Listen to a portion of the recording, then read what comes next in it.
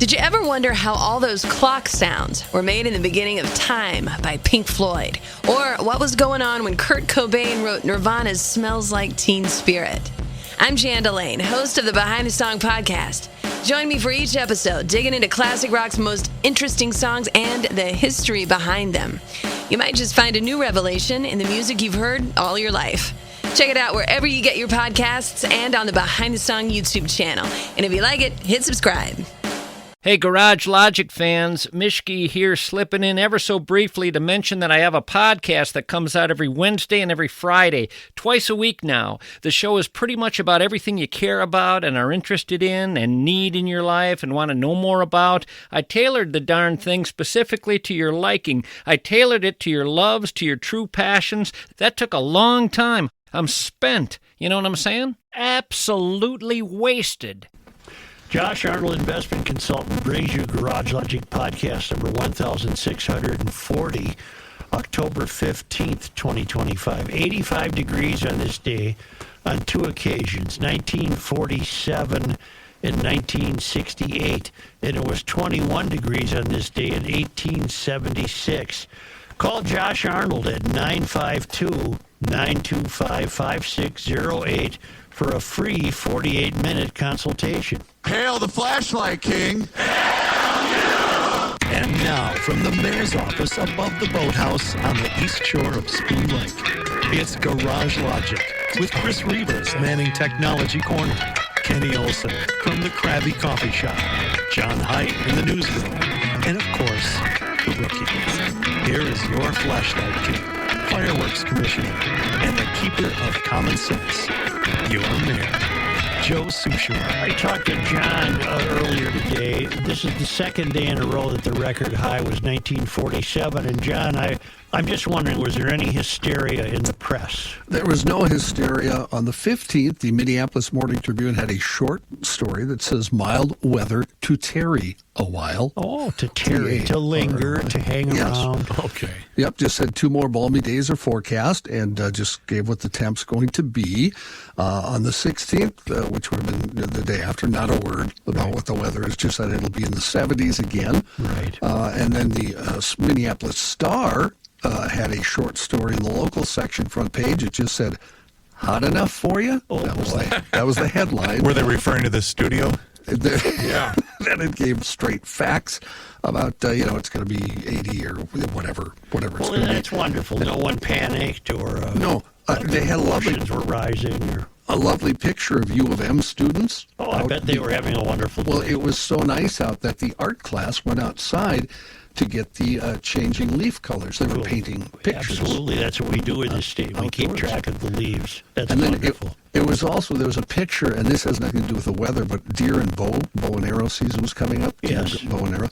And there's a picture of a man standing. Archery, yeah. A man standing, and his wife is sitting beside him, and it says, Mr. and Mrs. Ernest Henkel of 5219 39th Avenue South are testing the sharpness of his arrows. Did she have an apple on her head? They're both looking at the arrows like this, and they're very close together. It's a very odd juxtaposition thing. Wonderful. Yeah. Well, it sounds like it was a couple of pleasant autumn days. Thank you, John. Was one of them dressed like Robin Hood and the other one Maiden?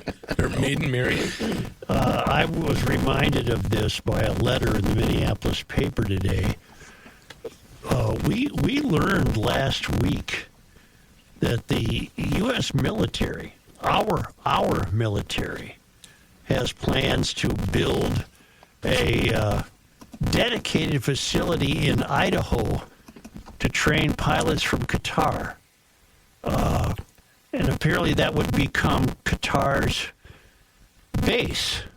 They'd have a foothold in Idaho, and I just want to go on record as that I'm opposed to that. I would like to quote the great thinker Chenzo and say, nope. I don't like the idea. I don't understand why we're doing that. But this is an announcement by Pete Hegseth. He made the announcement during a visit by Qatar's defense minister, and he said the facility to be built at the Mountain Home Air Force Base would host a contingent of Qatari F-15s and pilots to enhance our combined training, increase lethality, and interoperability. That's a made-up word. Thank you, W. Yes. The Pentagon says, well, this isn't that unusual. We have had similar facilities set up for other allies for decades, and the Idaho base already hosts a fighter squadron from Singapore. Okay. I don't care what they tell me. I'm opposed to it. I just want to get that on record. Got it. I don't want them Qataris. They walk into a bar in a little town in Idaho, there's going to be trouble. There's just going to be trouble. Mountain Home is east of Boise. Yeah. Coeur d'Alene. Oh, I love that city. That's a wood boat destination, Coeur d'Alene. Deepest- An antique wood boat destination. I've only seen photographs. Deepest non-Great Lake in the country, I believe we discovered. Really? That's where the Navy SEALs train for their diving expeditions. Really? Yeah. It's a stunning lake. It's very cool. Deeper than Tahoe? I better look that up. Might be a challenge. But we talked about this. That's where I made one of the dum-dum runs, was through Coeur d'Alene. Something that might interest all of you, even those of you who live in Maryland or Qatar or London or Oklahoma, is how we vote in Minnesota. It's a cautionary tale. And we had a hearing yesterday of the House Fraud Committee.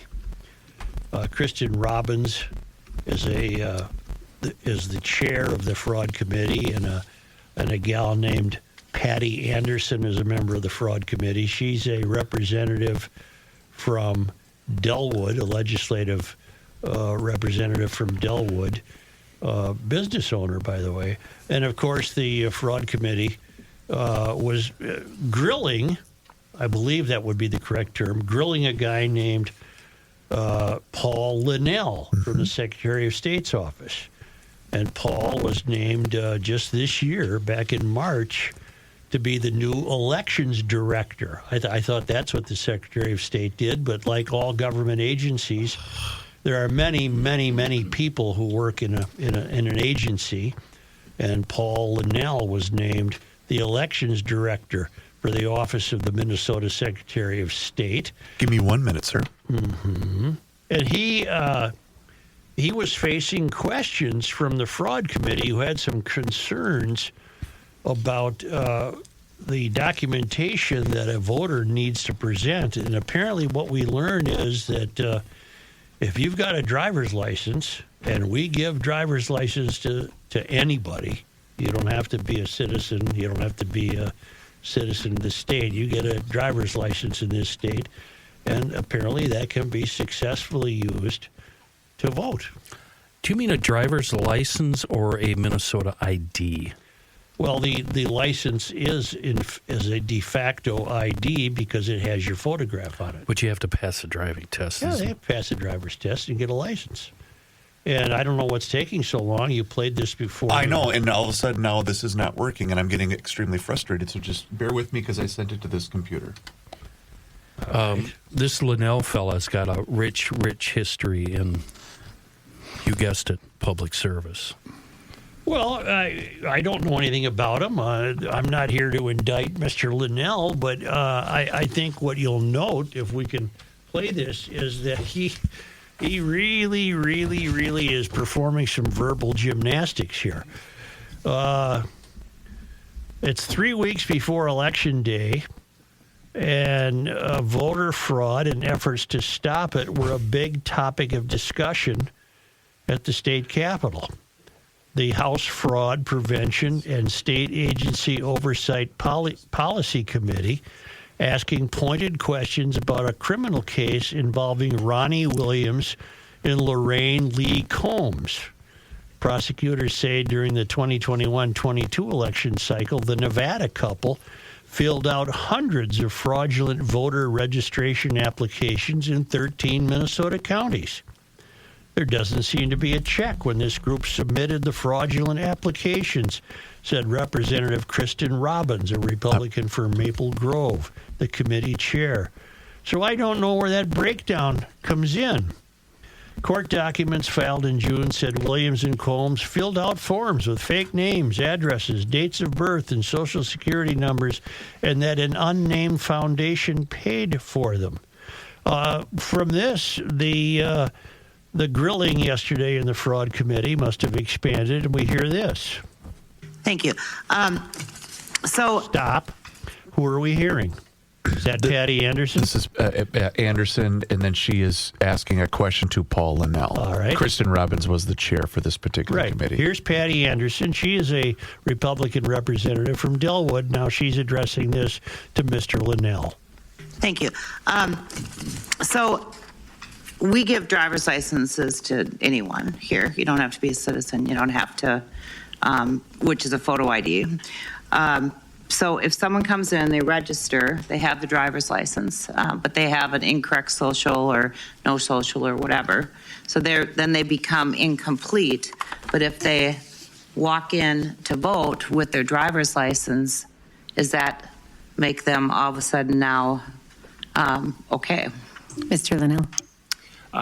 Madam Chair, so the designation on the roster for someone whose registration had been incomplete, if they present the election judge with that acceptable identification document, that would clear the challenge from the roster and they would be permitted to cast a ballot.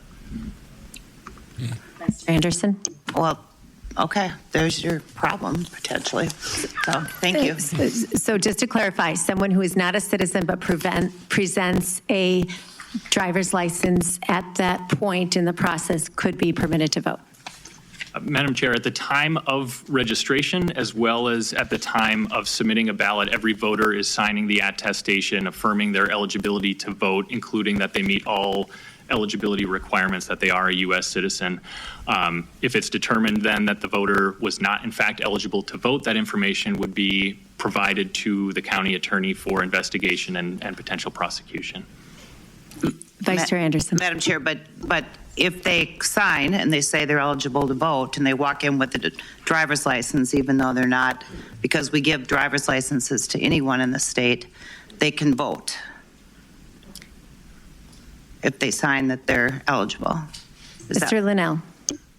Madam Chair, again, in this scenario where we're talking about a record that has been flagged for the CID requirement, that is the requirement that they must clear under federal law in order to be allowed to vote. It doesn't contemplate a hypothetical where someone is not otherwise eligible to vote, is to affirm their identity as the voter. It's that they are who they say they are, that it's a match against, again, one of the databases. Ideally, that's done through the number matching with the DPS database or with the Social Security Administration. It is the other elements of being eligible to vote that the voter is attesting to and certifying at the time that they're registering and when they are casting a ballot. So yes. Thank you. So the answer to my question is yes.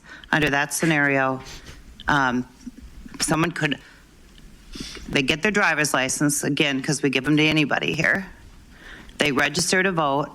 It doesn't match with the Social Security number, so they're flagged, but they come in as long as they have an ID, which is that driver's license, and they sign that they're, eligible to vote, they can vote. And they're then no longer flagged. They're on the system. Is that correct? Mr. Linnell. Madam Chair, if I could add and maybe stepping back from those that are flagged as CID on the roster, for anyone that's presenting documentation to register to vote, that is affirmation of their identity. The driver's license has not been used as proof of citizenship for the purposes of registering to vote. It's affirming that they are who they say they are. So right. In any of these cases where someone were to cast a ballot if they were ineligible to vote, there are also reports that are generated post-election for voters that are challenged that counties will run to show status of voters that had been updated due to the fact that they've now cast a ballot that can be reviewed and referred to the county attorney. Okay, so the answer is yes to my question. Yeah, thank you. You haven't said it, but is that correct? The answer was just say yes. Secretary Simon. If I could. No. Wow. Here's what I heard. He's a professional talker, Such. He's Wow. very good. Yeah. Wow. He said nothing and made it sound just Churchillian. Is that a new one? I like that. Churchillian. It was fantastic. You know what else I discovered in that? Patty Anderson and I need to go have a cold one. Oh, yeah. I like her and Kristen Robbins. Yep. Well, here's what I heard. You mean to tell me... Check this on out. Lay it down. You mean to tell me that we give licenses to any Tom, Dick, and Harry who wants one?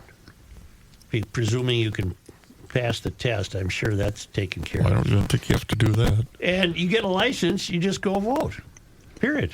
You know, there's no who's going to turn these people in, Linnell? And by the time they have discovered that you're not a legitimate citizen, your vote has already been counted. The office holders already hold an office. Yeah, for months, half a year or more. If you don't have the social, though, right, it's flagged still. No, even after. No, there's nothing flagged. That's not the way I took it. Well, wait a minute. It's still flagged once it gets to the voting until you're done voting, and then when they go over everything. That's how these guys. Remember the story you read at the beginning that we had when it happened? That's how they all got flagged after the election. But John, if you have an ID, a state issued ID, and in some cases if you have a utility bill or whatever, and you say, "Yep, I'm eligible," that's what he just said. He just said you eventually you're going to have to show your citizenship. Yeah. Whether it's Social Security, whatever. You're going to have to show that, or you're not going to have to, but it's going to have to show up before your vote is final and counted. That's what he said. No, you're in the polling place, John, and you flash the license. Right. Yes. And you say, I'm registered. And all that is proof of who you say you are. And that's what he just said, yes. Well, the license is proof of who he says he is. But then you get flagged if you don't have. How does that work? What do you mean he gets flagged? Well, he said put a little check mark by the guy's if there's name no for a proof flag. of citizenship, the same way the first story you read. But John, the William and whatever Combs story. Yeah. God, I know I'm going to get emails from Dan McGrath about this, aren't I? Yes. Anyway, yeah. Dan, just send them to John directly. Don't include us. But John, meanwhile, he gets to vote. Right, but if that vote is flagged, obviously they're going to find out they're not a citizen. It's thrown out like these 500 or whatever it was that this couple eventually. All I know is. All's I got. All's I got. All I know. You don't even have those anymore. So isn't the question, is there a potential for somebody to win an election with illegal votes? Yes. Of course. Let's growing as we speak. Let's say you win by 500 votes. Yeah. Say this election that the two people turned these ones in. So let's say you win by 383 votes. Okay. These 500 are thrown out. Doesn't that change the election? But John, let me ask you a question. And I'm doing this as a friend trying to help you here.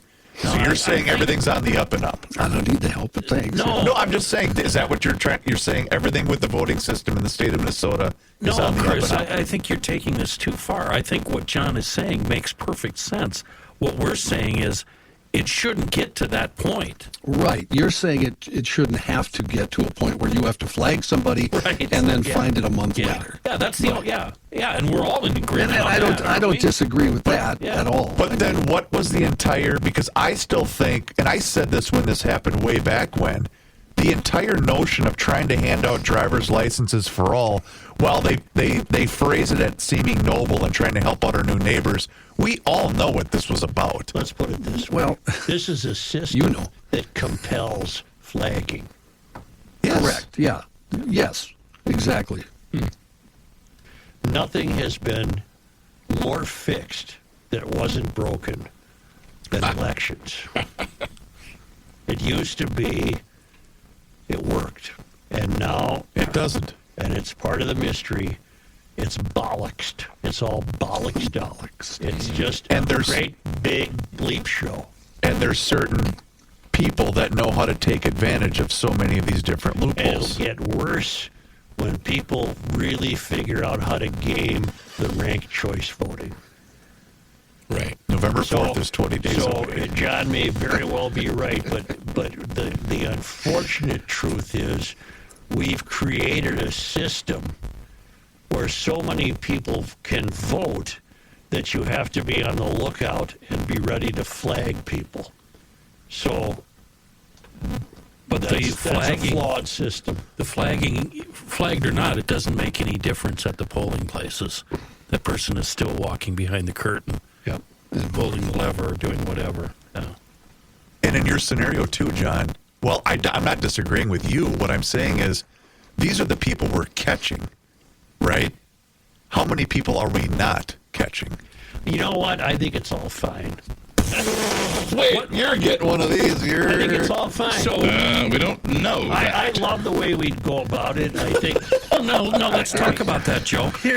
How are we going to fix this? What can Minnesota do to fix this one issue? Well, the first thing I do is no early voting, no mail-in voting. I've been through this a million times. If you need to make it a national holiday, make it easier for people to get to the polls, so be it. But you have one voting day, and you show up, and you prove you're an American citizen, and you vote. Well, I would take it to the point where you get two kinds of ID. I'm going to keep driving out of it.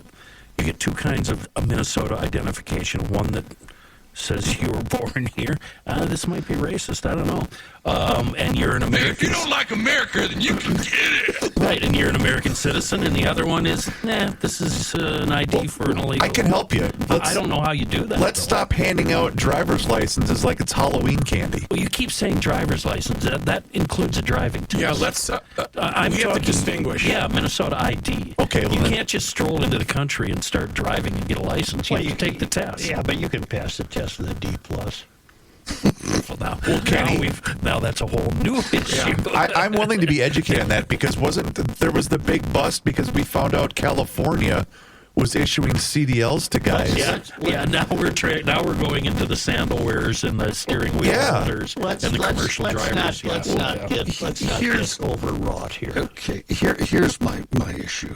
And everybody will argue with this, and I don't care. And I'll get emails about it. When we take these issues and we turn them into partisan weirdness, which is all this is, for instance, the 2020 election, we turn that into partisan lunacy because one party was, weird about it. Let's put it that way. And that's my issue. It's not a partisan issue. It's something, just take care of it and do it. I mean, think of what happened with the 2020 election. Who did that? Well, that wasn't the first time, though, John. Well, of course not. But you're right. Yeah, but that was of course not. But who's ever taken it to that length? The same thing was done in 2016. Yeah. Who's ever taken it to that length? I believe everyone in the government is an honest soul, and everything's on the up and up, and everything runs perfectly, and I have utmost trust in everything the government does. We're from the government. We're here to help you. We're going to help you, and I believe everything that happens is correct. I believe everything that happens is honest, truthful, and patriotic in the American way. If you don't like America, then I you believe can get it all it. works out. Except for elections. Other than That that, is hell. And commercial drivers. And this ashtray. And this chair. I had a guy on the freeway today. Steering wheel holder. Almost killed 3 people within 3 seconds. I wish I loved you as much as 169 semi-drivers love driving in the left lane going under the speed limit. How are you, Joe? What did we solve here? Not a damn Nothing. But we got to the bottom of it. We did generate a whole bunch of emails. Oh, that yeah. we're gonna pour through tomorrow. John, what's your email address?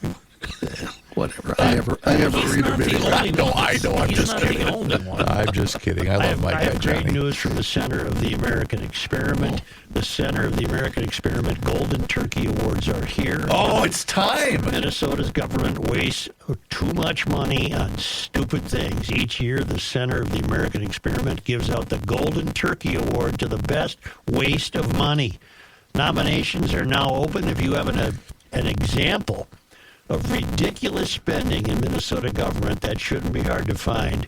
Go to americanexperiment.org/golden turkey and enter your submission.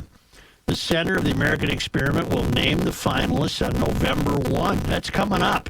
Yeah. Voting will take place throughout November, and the winner of the 2024 Golden Turkey Award will be announced right here on Garage Logic. Go to americanexperiment.org and nominate your choice today for the 2025 Golden Turkey Award.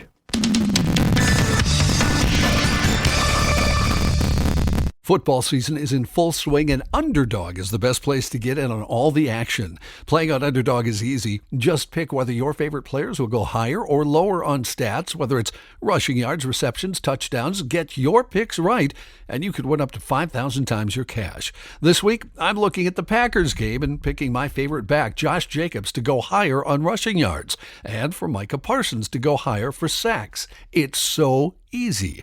Download the app today. Sign up with the promo code GARAGE to score $100 in bonus funds or bonus entries when you play your first $5. That's promo code GARAGE. Underdog, make picks, win money. Must be 18 plus, 19 plus in Alabama and Nebraska, 19 plus in Colorado for some games, 21 plus in Arizona, Massachusetts, and Virginia, and present in a state where Underdog Fantasy operates. Terms apply. See assets.underdogfantasy.com/web/play and get terms _DFS_.html for details. Offer not valid in Maryland, Michigan, New Jersey, Ohio, and Pennsylvania. Concerned with your play? Call 1-800-GAMBLER or visit ncpgambling.org. In New York, call the 24/7 Hope line at 1-8778-HOPE-NY or text HOPE-NY 467-369. Reavers here once again for my guy, Mr. Money Talk, Josh Arnold. Does thinking about retirement make you uncomfortable? Well, sometimes the anxiety from wondering if you've saved enough can be overwhelming. But what if I told you that you could ease those tensions in just 48 minutes? Well, Mr. Money Talk is going to be able to sit down with you and get you on the right track for your financial future. Josh has navigated it all when it comes to uncertain market and economic conditions, and he'll always provide straight talk, never sugar-coated advice on how to reach the finish line with your retirement goals. Don't let your financial worries give you an ulcer or keep you from calling Josh right now. His 48-minute, no-obligation consultation could be just what you need to feel better about your future. Call Josh today at 952-925-5608 and set up your free 48-minute, no-obligation consultation. That's 952-925-5608. Investment services offered by Josh Arnold Investment Consultant, LLC, a security investment advisor. Past performance is no guarantee of future results. All investments involve risk. All comments and opinions are Josh Arnold's and do not constitute investment advice. Chris Reavers is a paid endorser. The earth is not your mother. The Joe Souchere Show. Dylan Height. That's wonderful. Play for Patrick Positive Tomorrow is happening today. And like usual, it's brought to us by Schoonover Bodyworks and Auto Care in Shoreview. They're at 1060 County Road E. All things related to auto care. All things can be had at Schoonover's. Mike Schoonover with us. Hi, Mike.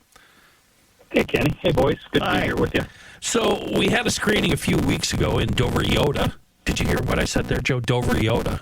Dover Yoda. I don't know what that is. Dover Yoda. But if you say it fast, it makes it fun. And we have another screening coming up in Roseville in exactly 1 month. Let's recap first, Mike. How did it go down there? It went really well. You know, when you're in Mayo Clinic's backyard and you have all the docs and medical professionals down there that live in the community, it's really easy to recruit a lot of people. So it was good. We screened 182 kids, and nice. We found 11 abnormals and 11 kids that had kind of a normal with a minor variant, which means that maybe they're not fully developed yet, or they haven't grown into their bodies, or whatever, or they'll outgrow whatever condition that we found. But it's just a reminder of them and their parents to know that when they go to their doctor and say, hey, we found out about this at the screen, they just get it verified, and either it's something they're going to keep an eye on, or it will, as some of them found out, that that they'll have to get whatever they found, or what we found, corrected, either with drugs or with surgery. And it could result in a lifestyle change, at least until you get rolling on the medicine, right?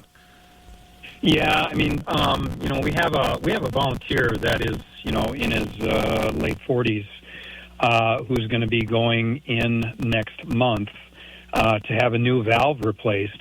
Oh, fun. Something that he found out, not when he was really young, but when he was a young adult.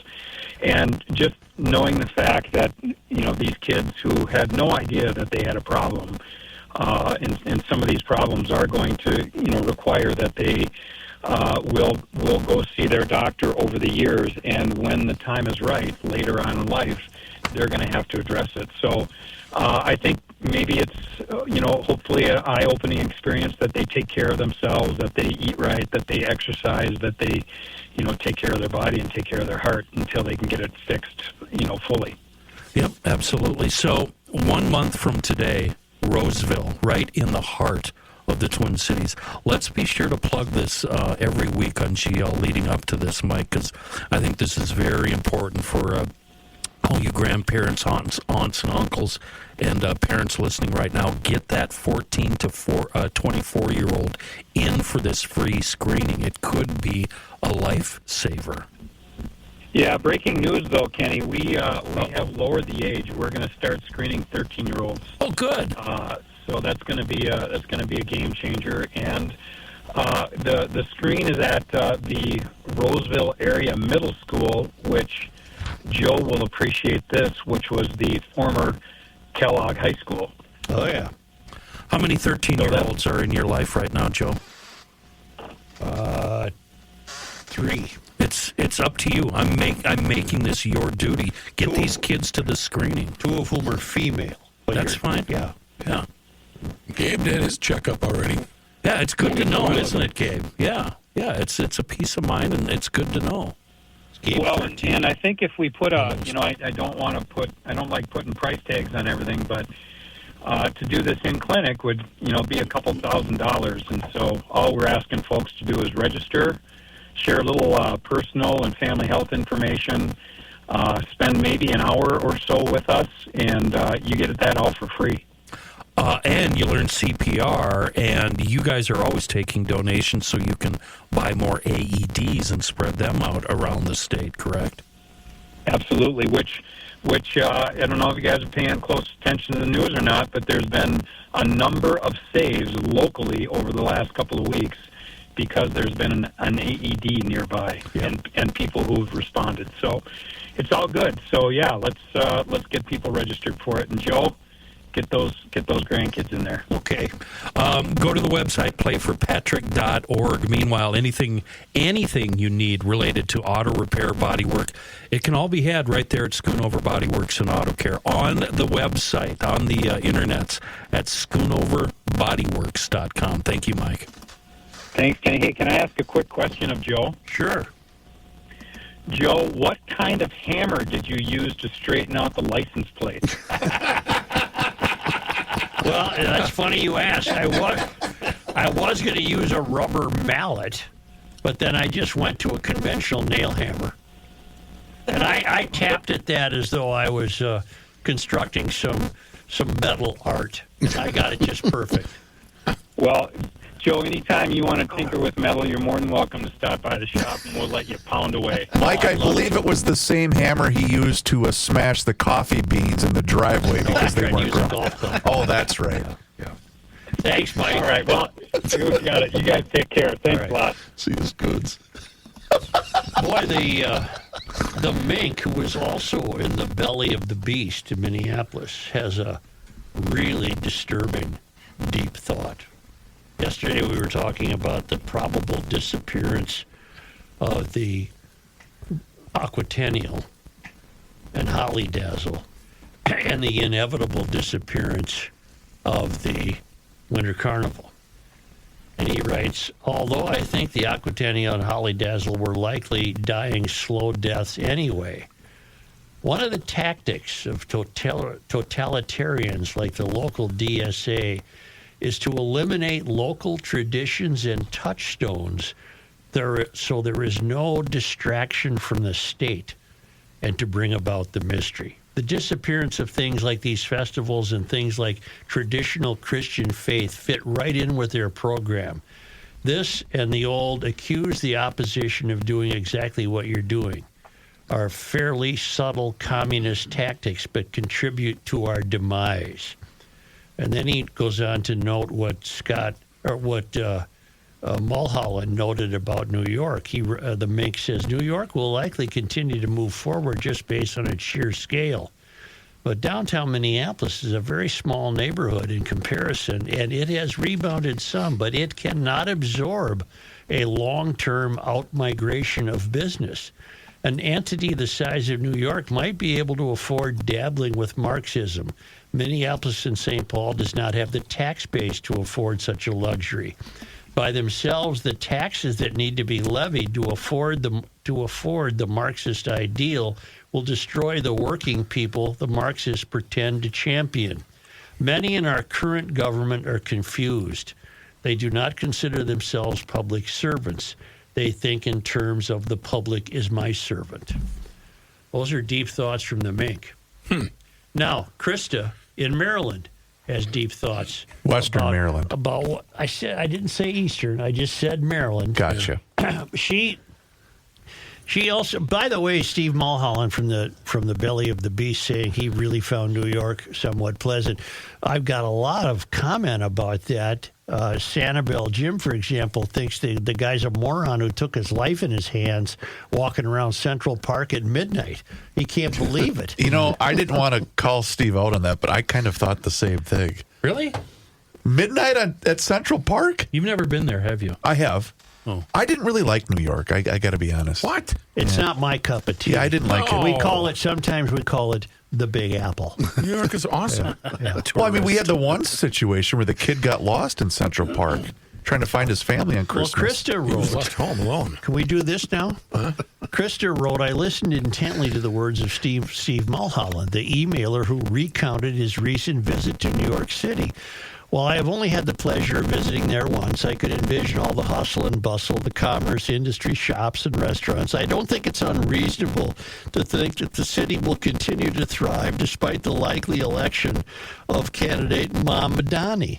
The city and its people, through constant metamorphosis, such as changes in leadership, a fluctuating and diverse population, financial ups and downs, and devastating personal loss, have proven that resilience is at the very core of their existence.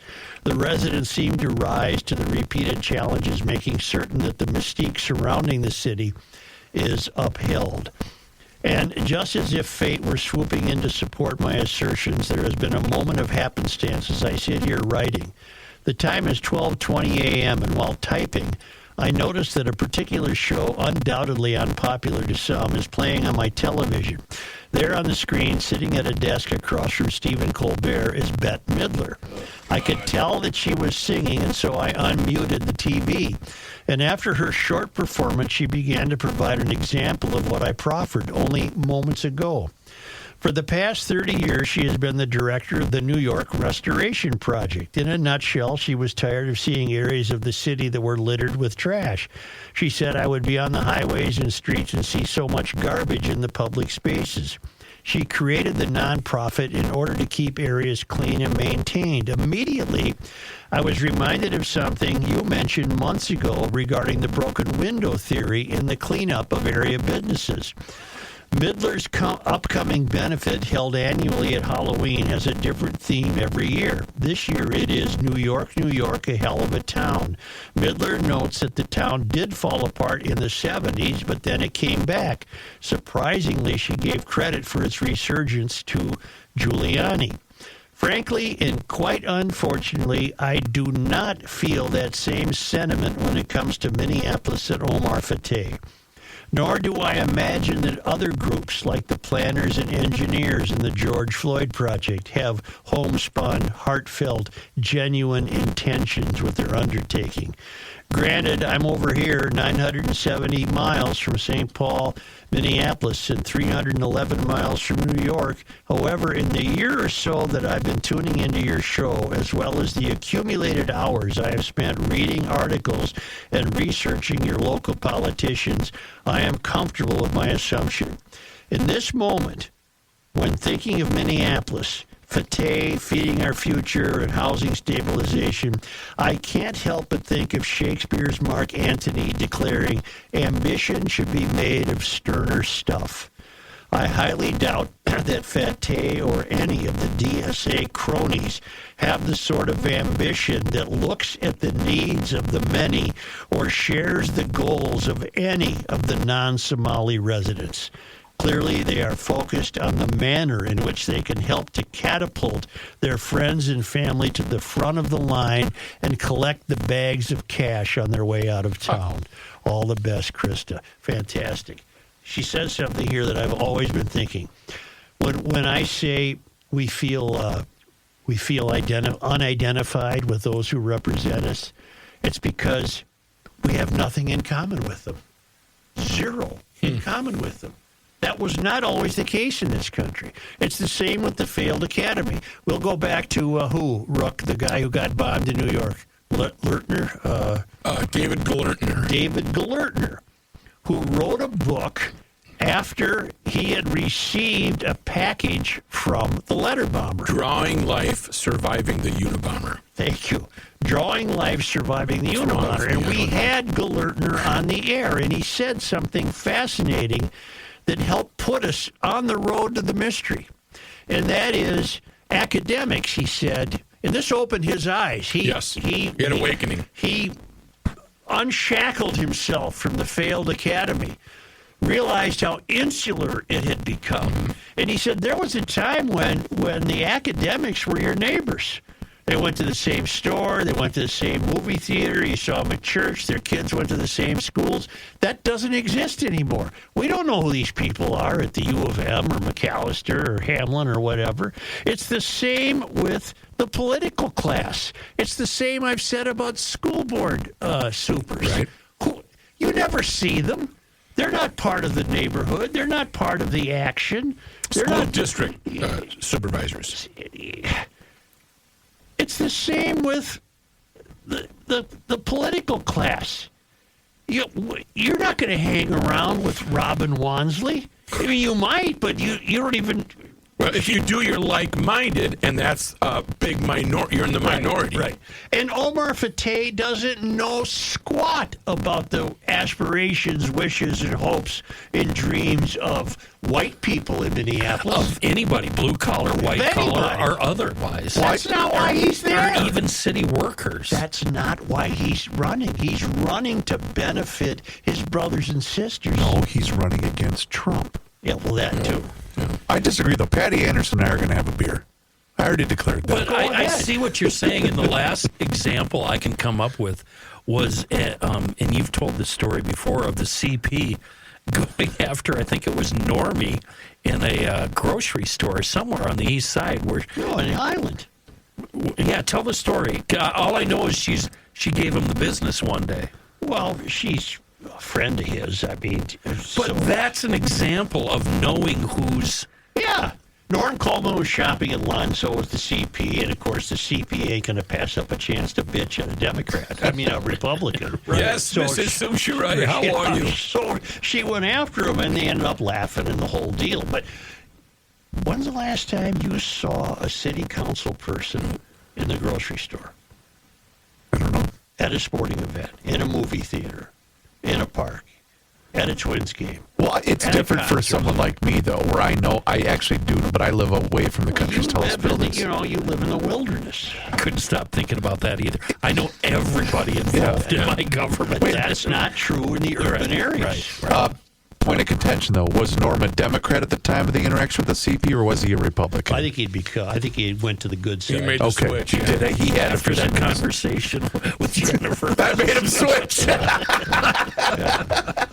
But Kristen's right. She, when she says she studies our politicians, I've received emails from her where she has thoroughly researched the entire Omar Fateh donation string of people. All of whom are Somali.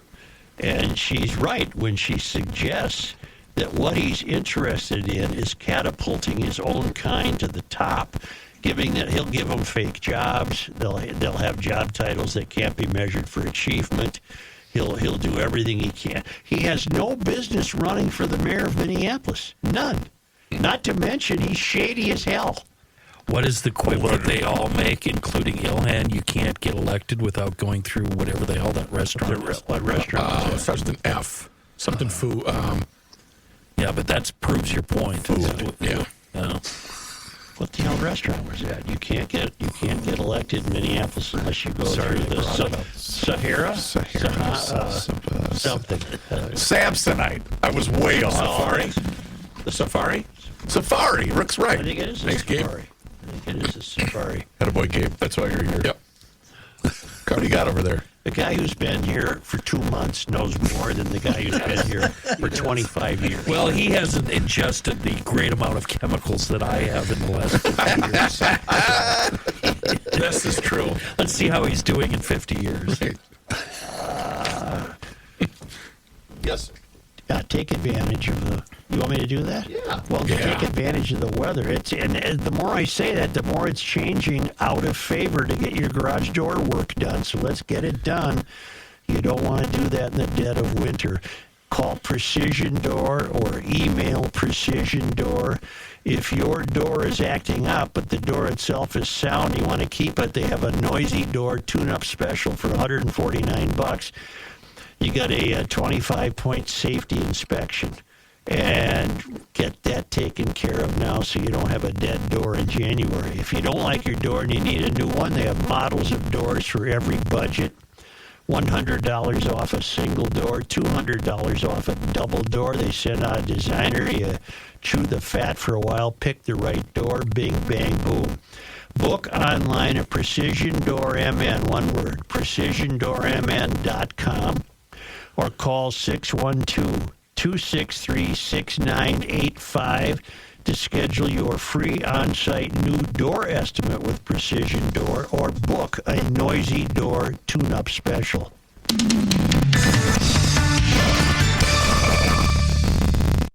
With football season in full swing, Underdog is the best place for you to get in on all the action. It doesn't get any easier than Underdog. Just pick whether your favorite players will go higher or lower on stats like rushing yards, receptions, touchdowns, and more. Get your picks right, and you could win up to 5,000 times your cash.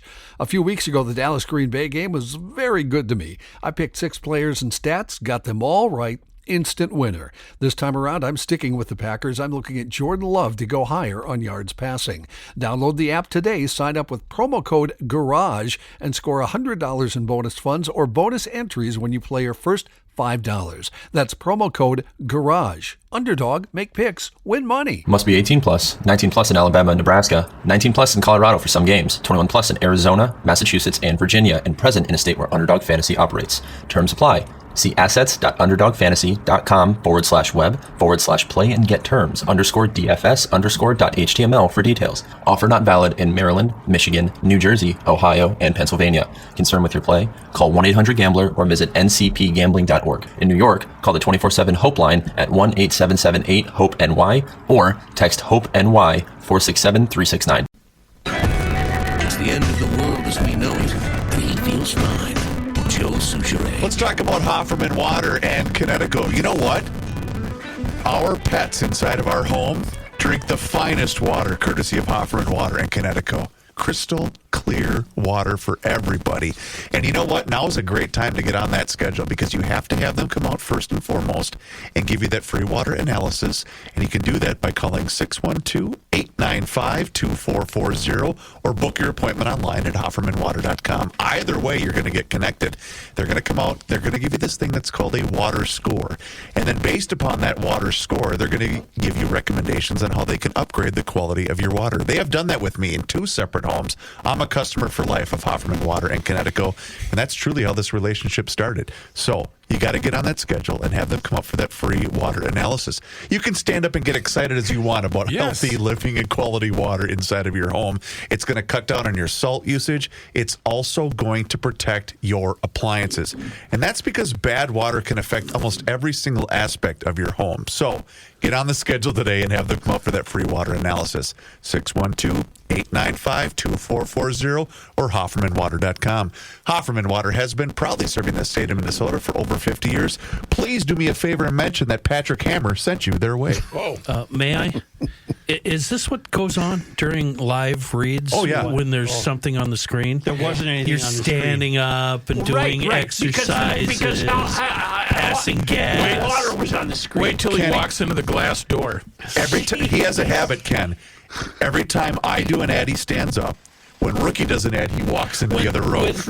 When you're at church, I'm ready to announce John Height. When you're at church and they ask you to close your eyes and bow your head, They don't do that at my did you church. stand up and stretch and Not look going, around? I got a thing. Wave to your buddy.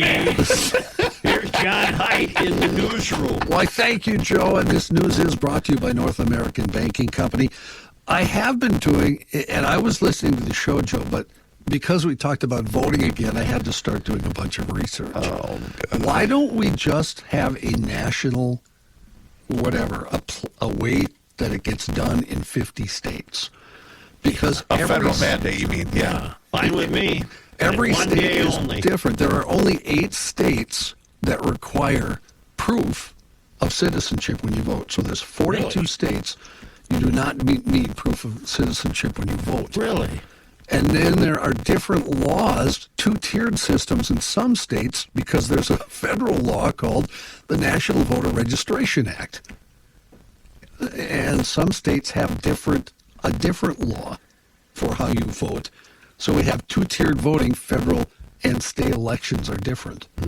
Why not have one? How difficult do you think it would be to get states that disagree with the new federal law to follow? Yeah, because historically states want to be in control of their own voting. Yeah. That would be the argument against, I would assume. Yeah. Yes. I wonder how long, if somebody drafted up a bill or a proposal, how long would they argue about it before they decided they couldn't do it? A year? 2 years? Well, You know what I mean, John? Yeah. I mean, well, it's such a good idea that it would never work. Well, I don't know how this got passed, but excuse me, it is the National Voter Registration Act. That's the federal one. And all you have to do there is swear you're a citizen. So you sign the sheet like you do here. And obviously, it sounds like in 41 other states. So that is a federal law. So you'd have to somehow change that, make a new law, and move forward, which, like Joe said, because it involves states, probably isn't going to ever happen. But, okay, so we've solved more problems, apparently. Yes. In news, as many Minnesotans get ready for a long weekend, officials at Minneapolis-St. Paul International Airport getting ready for a big increase in activity. She busy out there, Rook? It was busy today. I will say that When? Because I was watching the news and it looked like tumbleweeds were rolling. we had a large amount of people go through, but TSA was fully staffed, so there were not the long lines you would think because so many lanes were open. But aren't kids still in school today?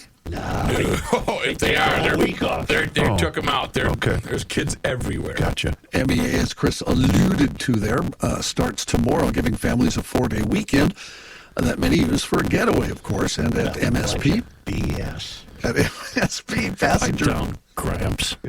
passenger volumes are expected to increase by 19% compared to average fall activity levels at the airport.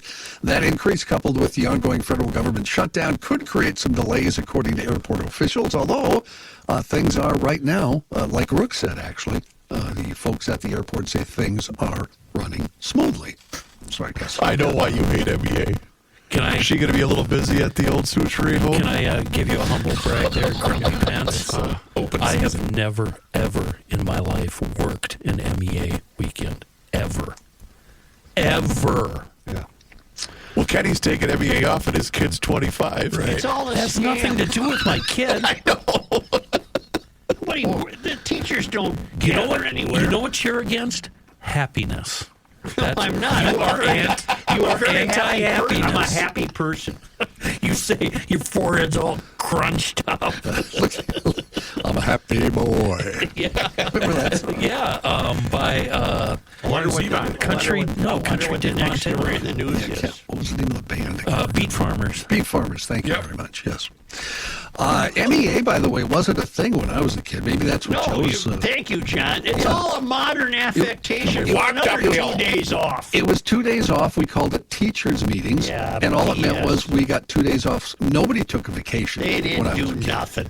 No. Okay, Stephen Edie. You bet, Chairman. Remember Nancy Fox? You guys remember Nancy? Sure, Foxy, yeah. We used to have a running joke about some news story because they never would go away. They'd be 5-6 days in a row, and they just wouldn't leave. I think we have. I know what you're going to say. Yep, one the White Bear Kid. Yep. Yeah. The story that will not go away. It won't. Search warrants are revealing more about the investigation into a 22-year-old who posed as a high schooler. Calvin Lubke is accused of using false documents claiming he is 17 in order to enroll at White Bear Lake. In an interview with investigators, Lubke admitted using a fraudulent Liberian birth certificate to enroll in high school, despite having a Minnesota birth certificate. The search warrant was filed to get copies of the birth certificate Lubke used. According to the warrant, police spoke with several girls who said they had been in contact with Lubke and were concerned about his advances. In most of the White Bear Lake cases, the girls rejected his advances. The girls said they saw a post from another teen, though, on Instagram, warning other girls to stay away from Lubke. The girl had attended the homecoming dance with Lubke and is now cooperating with authorities. The warrant also details investigations into Lubke's alleged sexual contact with minors. Lubke is accused of sending a sexual video of someone believed to be a minor to several girls in Farmington and Matamidi. The victim's identity is still under investigation, and authorities seized Lubke's phone earlier this month. Authorities in western Minnesota are warning businesses of reported counterfeit bills being used to make purchases in that area. The Big Stone County Sheriff's Office advises business owners to be vigilant when taking currency and to invest in a counterfeit detector pen. The bills in question have all been $50 bills, according to the Sheriff's Office. Each one shares the same serial number, has lighter blue coloring to the left of President Grant, and is textured differently from other U.S. currency. At this time, the Sheriff's Office has not stated how many counterfeit bills have been reported. It's right out of Midnight Run. I got to collect all the 20s. You see somebody strange in here? A Star Tribune reporting a global nonprofit has purchased more than 12,000 acres north of two harbors, including forests, lakes, and peatland, in an effort to forever conserve a large portion of Minnesota's North Woods. The Nature Conservancy announced the sale Tuesday, calling it the nonprofit's largest forest acquisition to date in Minnesota and the biggest land acquisition in the state in a quarter of a century. The acreage will triple the size of the Sand Lake Seven Beavers Preserve. The land will be open to the public for hunting, fishing, and recreation, though there are no restrooms or paths. Did any of you have the same thought I did? The nonprofit buying all this land was feeding her or whatever. That's exactly where I thought Johnny was going. Feeding Pequot Lake. At least we get something out of it. That's a good point. Yeah. At least they're buying land here and not in, Kenya. Right. Minneapolis Fire Chief Brian Tyner is retiring at the end of the year after 3 decades of service with the department. Tyner said it's been an honor of a lifetime to be able to lead this department. He held multiple leadership positions throughout his MFD journey, including battalion chief, deputy chief, and assistant chief of administration public information officer. Before he became chief, a year of crisis tested his leadership as assistant chief by navigating the COVID-19 pandemic and civil unrest after the murder of George Floyd. He said it was a challenge for our firefighters to respond to that. We had a number of people who needed mental health treatment after that. We even had a few that we lost because they weren't able to come back to the job after that. He became the second black fire chief in December of 2020. He also made sure mental health resources were available for firefighters who needed them. Chief Tyner's last day will be December 31st, but he's not done serving the community. He'll be starting a new job as the executive director of the Phyllis Wheatley Community Center in North Minneapolis, where he grew up. Why don't we take a quick break here and hear from Mr. Olson? I'm already working on Christmas, Johnny, between gift boxes from CustomRoasting.net, the Tea Weeder Lakeweed Tool, and the Big 3 from Seafoam. What are you getting us? I've got your Christmas shopping covered. We're going to talk about these Seafoam gifts that I'm going to give to all of you. The big three, the GLers Emergency Kit. We should all carry this in our daily drivers, starting with the Seafoam motor treatment. Not only is it good for storing cylinders and reviving cylinders and carburetors, it's also the key for long-term happiness. Give them a shot every now and then. Keep that fossil fuel engine purring like a kitty. Gasoline, diesel, doesn't matter. It works the same, and it's wonderful. Deep creep, here's the deal with the deep creep. You need a can in the car, you need a can in the house, one in the shop, one in the garage. Keep a can everywhere. You can thank me later. And, of course, the bugs be gone. Probably the best Christmas gift you could ever give a loved one. It really makes cleaning bugs and other organic materials super easy and super fun. Nothing better than watching them slide down the windshield. It's a miracle and a very enjoyable experience. The big three, all of us should have it on hand. Proof that Seafoam truly is a miracle worker in times of bad gas, rust, and smooshed bugs. Merry Christmas, GLers.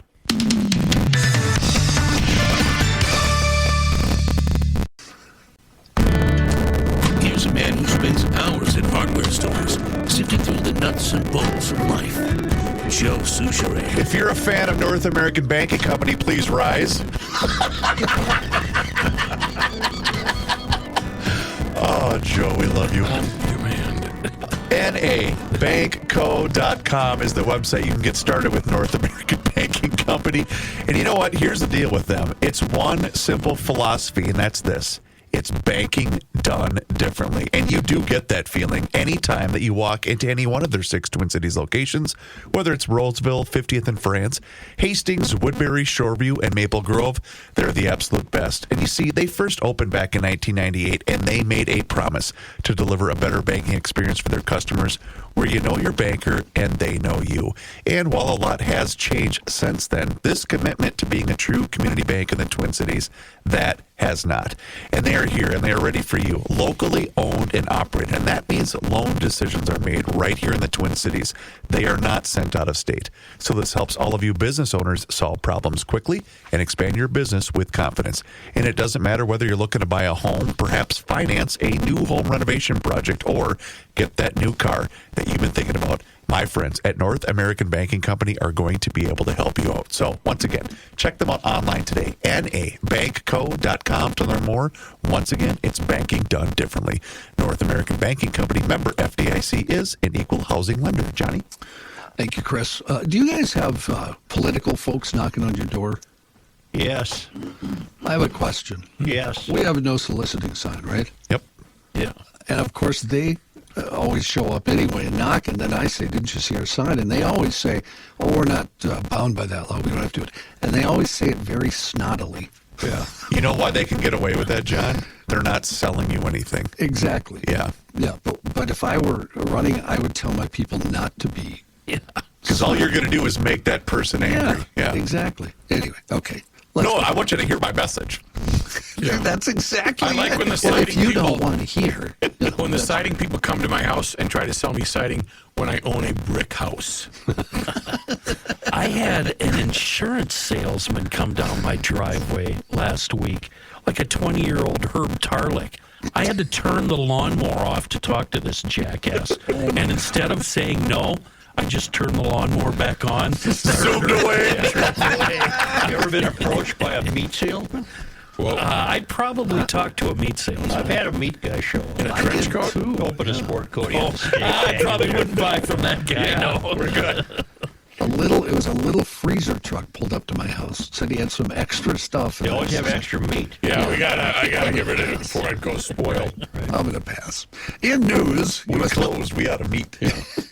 the U.S. military hit a small vessel accused of smuggling illegal drugs off the Venezuelan coast yesterday, killing at least 6 people. This marks the 5th such operation in the Caribbean Sea amid the Trump administration's crackdown on alleged drug traffickers. The strike follows a failed effort in the Senate last week to limit such military actions. A war powers resolution introduced by Democrats, which would have barred such strikes without congressional authorization, failed to advance by a 48-51 vote. I need to issue a correction. I know it's rare that I say something wrong on this show. Coeur d'Alene is not the deepest lake in the I didn't think in the state. Is it Tahoe? It's Crater Lake in Oregon at a depth of 1,949 feet, followed by Lake Tahoe. I'm at trying to figure out 1,645. why did you go all the way up to I-90? I drove to Seattle to pick up Jess and the boys. Oh, okay. Boy. All right. John, Well, because I know I was going to get emails. That's why I wanted to get you correction. Well, new poll numbers show President Trump's approval rating still in negative territory. It does show improvement for him among key demographic groups after hitting lows last week. The new YouGov Economist poll conducted between October 10th and 13th shows the bump occurred among women, Hispanics, and older citizens.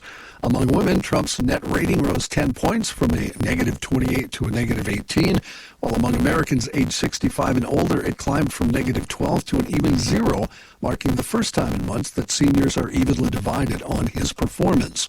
Support also ticked up among Hispanics, with his net approval improving from negative 46 to negative 35. Rasmussen reports also showed improvement, with Trump's net rating rising from minus 10 on October 8th to minus 5 on the 14th. The YouGov Economist polling also has shown a small improvement in his popularity, with his net approval rising from negative 17 points last week to negative 15 points this week.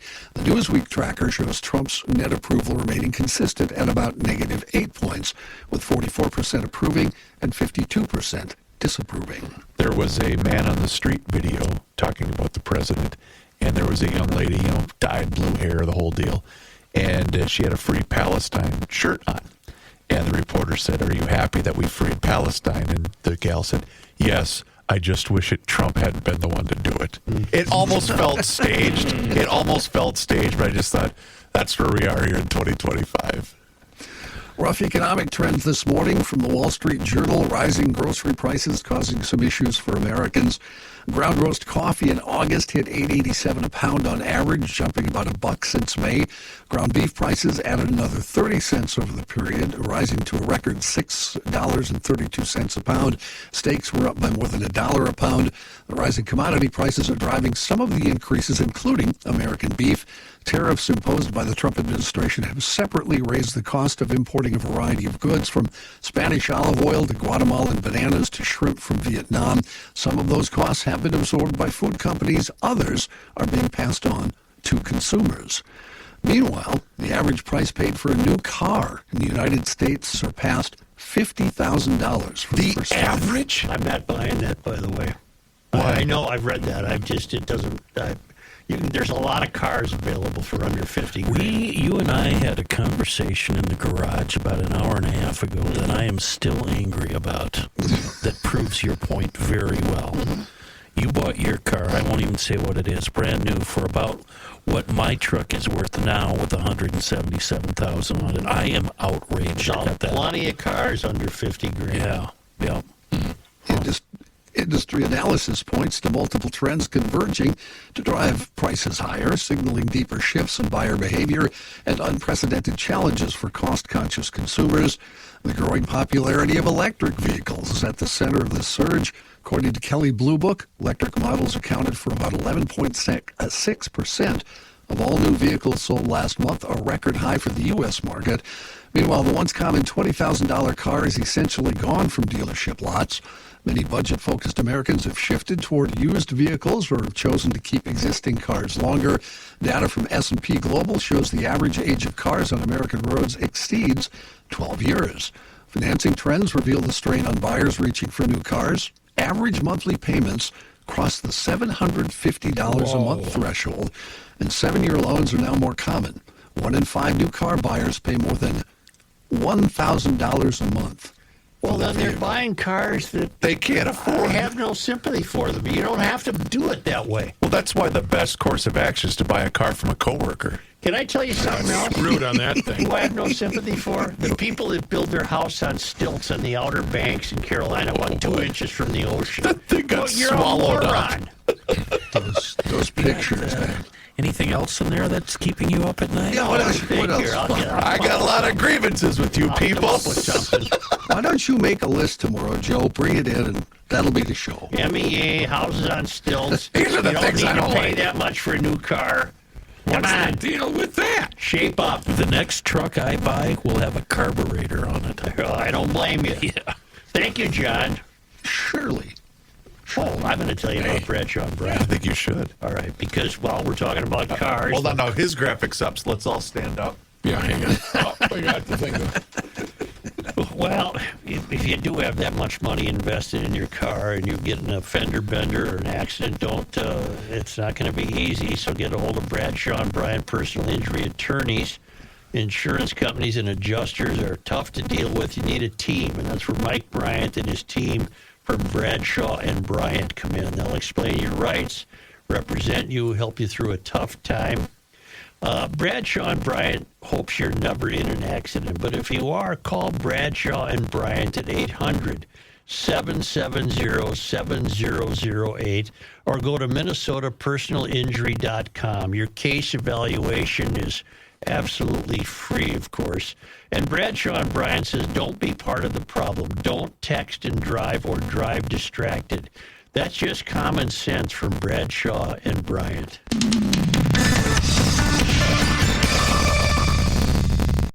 You got that? You cannot stop him. He'll just make a move. Joe Souchere. Let's talk about holiday season with We Are Nuts and WeAreNutsMN.com. GLers, listen to me. Gather around. Listen to Uncle Reavers. If you're in charge of corporate holiday gifting this year, then don't be the person that sends out another branded coffee mug. Be the hero who sends toffee peanuts instead. We Are Nuts MN, locally roasted, family owned, and dangerously good. Their corporate gift tins are amazing. Yeah, I'm telling you right now, Ken. Fresh, festive, and unforgettable. Whether you're thanking clients, rewarding employees, or just spreading cheer, they've got you covered. You can download the corporate gifting catalog on their homepage at WeAreNutsMN.com. Pick out the tins, whether it's the cashews, the mixed nuts, the chocolate almonds, the hokey pokey popcorn. Chocolate almonds. Yep, that's probably a good one too. Even the famous four, it's a wonderful tin as well. You send them your gift list, they're going to pack, personalize, and ship each tin, even with custom enclosure cards featuring your logo and message. No endless forms, no box taping marathons. You just call, email, or visit the site, and they'll handle everything else. I know, holiday season's tough to think about right now, but if you want delivery by Thanksgiving, you have to order by October 17th. And for Christmas, you got to order by November 14th. Once again, visit WeAreNutsMN.com or call them directly at 612-781-6596 and mention you heard about them on the Garage Logic podcast. I think we're going to have an argument here. Which staffer on GL has the better marketing partner that has a Christmas gift for oh, damn it. your loved one? I didn't even think of that. I think I win hands down. Oh, the gift You know of what? Welter. The I gift of Welter is I already fantastic. covered it. That's true. Seafoam, more custom roasting. And nuts. What, are you in a hurry to leave? More proof that nothing can be left. Are you More done- proof Are you done talking? that nothing can be left alone. More proof that nothing can be left alone. Thank What you, the Matthew. hell? Well, I like to walk. Every day. I walk every day. That's right. But now that's not enough. I have to walk backwards. Get to the program. I have to walk backwards. Taking a brisk walk is... I walk every day. Thank you. Taking a brisk walk is an exercise rich in simplicity, and it can have impressive mental and physical benefits. But it might feel boring after a while. Well, that's my problem. I don't care what you say, you expert. That's my problem. Right. Well, now I'm supposed to walk backwards, also known as retro walking or reverse walking. What now? Stop. That's right. This is all according to Janet Dufek, a biomechanist. A biomechanist. Yeah. A biomechanist? Yeah. Maybe that's it. They're out there. And faculty member at the University of Nevada, Las Vegas. She's researched the mechanics of walking and landing from jumps to identify ways of preventing injuries and improving physical performance. She's a former college basketball player, and she does her fair share of backwards walking. Well, Backwards walking. Reverse locomotion can increase hamstring flexibility and dings to the back of the head. Strengthen underused muscles and challenges the mind. Well, in my case, it would be challenging me just to stay upright rather than running into something or falling down. Or brick wall. Yeah, I see a lot of people, she says, a lot of people. Yeah, walking, but they're not walking backwards. And she wants everybody to walk backwards, and I'm sorry, I'm not buying it. I have a question for you. I'll give it a try. I just saw a posting on Facebook about a gal whose husband asks her to go for a walk with him every day, and she always turns him down. She finally realized that he was asking her to spend time with him. Oh. I'm wondering now, Joe, in your case, do you ever ask the CP, and how would that walk go? Yes, I have. And? Let's bring up topics of the day. It's just fine. Is it like a 2-mile game of flaws? It's not the same as when you would ask her, would you like to go for a motorcycle ride? That never worked out. It didn't. Yeah, but walking's good. Now, Kenny, if Royce did that, they'd get in the car and put the top down. Or else Katie would walk alongside the car. I know. And tell Pat how bad he's driving. Turn around down here. Okay, I'm putting that out there. A lot of people like to walk. And I'm just telling you that isn't good enough now. We got to walk backwards. We go for a walk, the bride and I, out in the woods. That's fantastic. And I walk stealth. Sometimes the walks are long. No, we're long past okay, that, okay. Matthew. That's those days, like 30 years ago. Okay. I'm very stealthy, and I can sneak through the woods. Yeah. She sounds like a Sherman tank. Breaking sticks, talking, sneezing, and it's just a disaster. So any chance you had of seeing any wildlife is gone. Yeah. Only because they come to us all the way from Barcelona, Spain, from the traveling Lymans at worldwidewaftage.com. It was on this day. Joe, today is October 15th. In 1800, Spain transferred Louisiana territory, part of which eventually became western Minnesota, to France.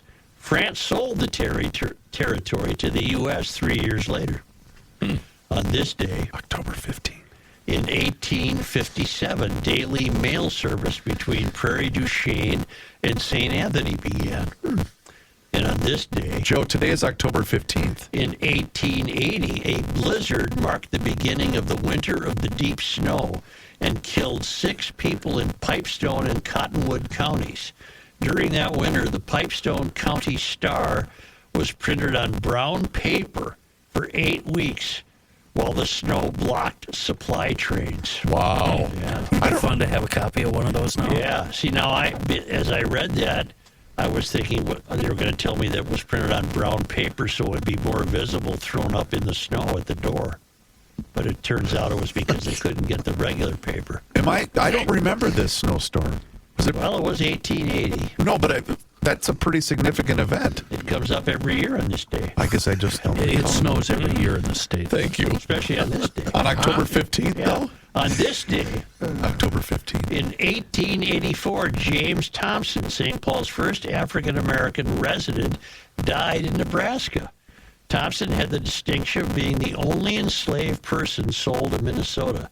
He was brought to Fort Snelling as the servant of an army officer in 1827, where he proved himself gifted in languages, quickly learning Dakota. Bought and freed by Methodist missionary Alfred Brunson, Thompson then served as an interpreter at the Kaposia Mansion and eventually settled in St. Paul, where he donated the land and much of the material for the city's first Methodist church, which is now the site of the St. Paul Hotel. In his time, he was also famous for defeating Edward Phelan, from which we get the lake name, Edward Phelan, in a fight over a pig that Phelan had stolen from him. On this day, October 15th, in 1891, Concordia College opened in Moorhead with a class of 12 students. At first a high school, Concordia began to offer college-level courses in 1907. Have they always been Have they always been the cobblers? I believe so. On this day, October 15th, in 1959, a train carrying leaf peepers from St. Paul to Grand Forks was stopped by a blizzard near Alexandria. And all of the leaf peepers froze to death. There were 70 of them. They just died right there with their noses pressed to the window of the train, trying to see the changing leaf colors. You mean to tell me these rubes got on a train in St. Paul, said, we're heading to Grand Forks to look at bleeping leaves? No, I made that up. Oh, yeah, I'm gonna do this for Chris. Yeah. Gotcha. Oh, That's the James J. Hill one, by the way. What? That ran through Alexandria. I know, that's why the leaf peepers took it. On this day, Today is October 15th. You know what? Made up history is more fun. I really make one up every day. Yeah. But do you often make up an item for this day in history? He did yesterday about looking at leaves. See, so that started it. I think leaves will be the focus of Gotcha. Okay. On this day, Joe, today's October 15th. In 1971, the first such case in the U.S., the Minnesota Supreme Court ruled that the state's prohibition of same-sex marriages is constitutional. The case involved two men, Richard J. Baker and James M. McConnell, who had requested a marriage license from the Hennepin County Clerk of Court. So this one's made up too? No. When the clerk denied them the license, Baker and McConnell sued, eventually taking the state's the case to the state's highest court. Eventually, that was overturned, but not on this day in history. On this day in Minnesota sports disappointment history. Who would we lose to, Joe, on October 15th? Well, on this day in 2005, leading 34-31. With 30 seconds left, I'm not liking those. Minnesota's punt was blocked by Wisconsin in the end zone. Badgers. I was and there. The Gophers lost 38-34. And they stormed and grabbed the axe. Oh, I was mad. That was not. I got fun. over that one. That's right. Thank you so much. Yes. You're welcome. Thank you, Ricky. Hey, do us a favor if you haven't done so already. Hit that subscribe button on the Garage Logic YouTube channel. Yeah, that's right. Garage Logic has a YouTube channel, and you can watch the show each and every single day, starting right around noon, if all things go according to plan. Right. You can also see full segments. There's video shorts. There's behind-the-scenes footage, but it's all there for you. Just search Garage Logic on YouTube, and also search for Garage Logic on all of our social media channels, which includes Facebook, Instagram, and Twitter, or X, as Johnny Height likes to call it. And you can also sign up for the Daily Logician. That's an email that comes right to your inbox each and every single day, and it includes the most recent episode of the podcast. Find out more and sign up today at GarageLogic.com.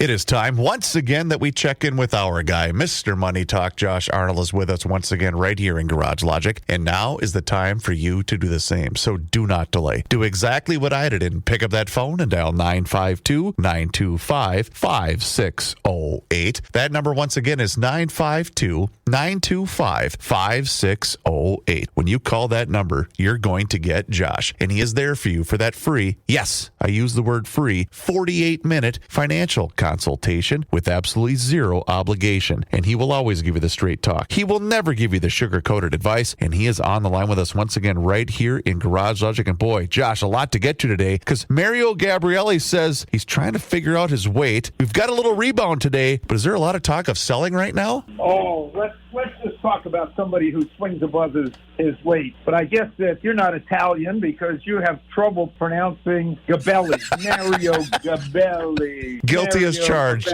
Guilty as charged. He swings above his weight, and he definitely knows where some good Italian restaurants are in New York City. But we won't go into any of the politics around New York City right now. But there's still a lot of good Italian food in New York City, as there is in Chicago, Miami, Fort Lauderdale, and I even found a few places in Tampa, Florida, which is more known for its Cuban food than Italian food. But Mario Gabelli continues to swing above his weight. He's been an investor for a very, very long time, very accomplished, and in the billionaire class, but you wouldn't know it from meeting him. He was interviewed the other day on CNBC, and I always find the interviews fascinating, as he tends to stick with his focus on media and sports, energy, and defense industries. He, along with several others, mentioned AI theme that is still in the early innings and different ways that you can invest in it other than investing in the leading chip companies, NVIDIA and Advanced Micro Devices, or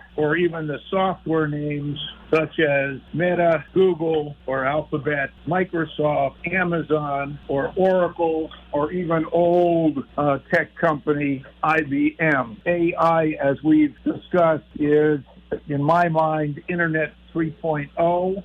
Others have said it's the Internet 4.0. I think it is additive to the employment numbers and to work. It would behoove you to learn a little bit about AI to advance your career. But Mario Gabelli does have a focus, as I do, where I focus on companies around the Internet, leisure, China-related businesses, and real assets, and do a little bit of short-term trading. But I do find it very interesting for the long time that Gabelli's focus, we'll say, on media and sports in particular has been fascinating. Since we all love sports and we'd like maybe a little ownership stake, and I've discussed this before, there are a few companies that would give you that opportunity, including Rogers Communications, which has a little, we'll say, taste of the Toronto Blue Jays. We're coming into hockey season and basketball season. Well,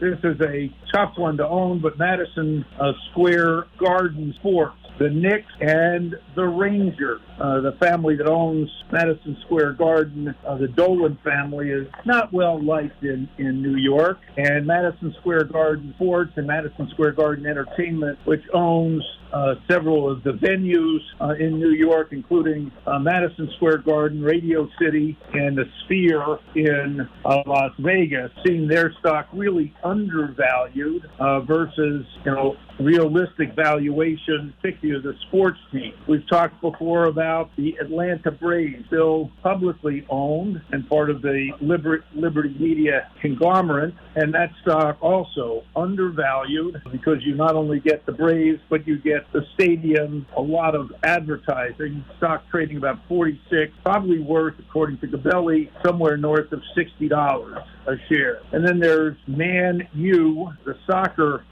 team, also trading at a low level, and we have big soccer coming next year. Well, that would lead to some other media names, including Comcast, which has been knocked down, and Fox, which has not only the news on a national basis, but also covers sports. There are two Fox stocks, the A shares and the B shares, with the B shares trading a substantial discount to the A shares. So focus there would be on the B shares. If we extend out sports, well, I'm a big owner of TKO.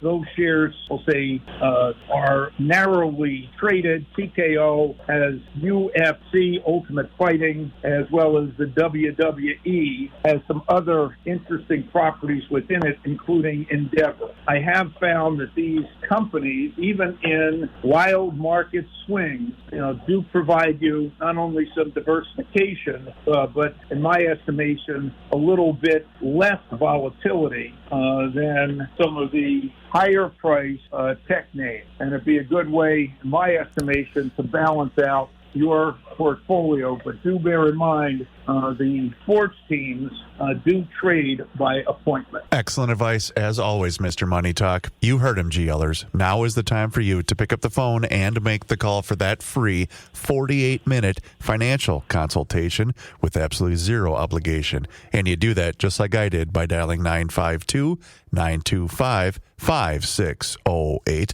where you always get straight talk and never, ever sugar-coated advice. Josh, once again, thank you so much for the time and the chat. Enjoy the rest of your day. We'll talk to you again tomorrow. Look forward to it. Investment services offered by Josh Arnold Investment Consultant LLC, a security investment advisor. Past performance is no guarantee of future results. All investments involve risk. All comments and opinions are Josh Arnold's and do not constitute investment advice. Chris Reavers is a paid endorser.